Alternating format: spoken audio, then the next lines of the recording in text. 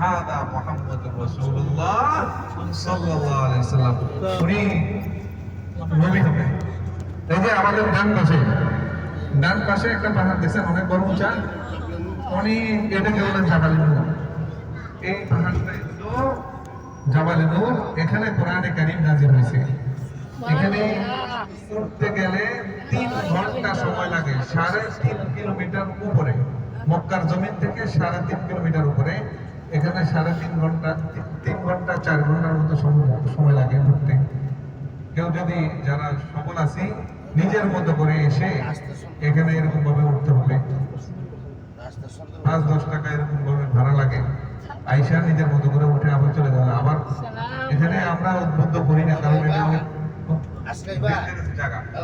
মহিলারা পাহাড়ের উপরে না উঠাটাই ভালো। কথা বলছেন? যেটা বলতেছিলাম, ওয়ারাকা ইবনে নওফল সে বলতেছে যে তুমি তো নবী